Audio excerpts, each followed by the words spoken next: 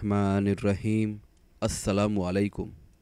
बीवी के पीछे के रास्ते में सोहबत करना जायज़ है या नाजायज़, तो इंशाअल्लाह कुरान और हदीस की रोशनी में बयान करूँगा। जैसा कि सूरह अल बकरा आयत नंबर 223 में अल्लाह ताला फरमाता है, तुम्हारी औरतें तुम्हारी खेतियाँ हैं, आओ तुम उनके पास जहाँ से तुम चाहो। सही मुस्लिम की हदीस है।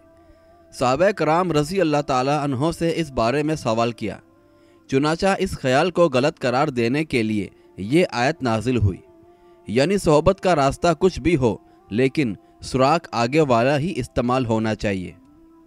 एक और रिवायत में है, पीछे के रास्ते में सोहबत करने से और हैज़ की हालत में सोहबत करने से बचो, यानी सिर्फ आगे के रास्ते में ही सोहबत की इजाज़त दी है, क्योंकि बच्चे की पैदाइश वहीं सोहबत करने से होती है।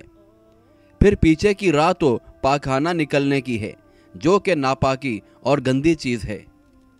तिरमिज़ी की हदीस है, हज़रत अबू हुरैरा रज़ी अल्लाह ताला अन्हा कहते हैं, जनाब रसूल अल्लाह सल्लल्लाहु अलैहि वसल्लम ने इरशाद फरमाया, मलून है, खुदा की रहमत से दूर है वो शख्स जो हैज़ की हालत में सोहबत करे या पीछे की राह में सोहबत करे।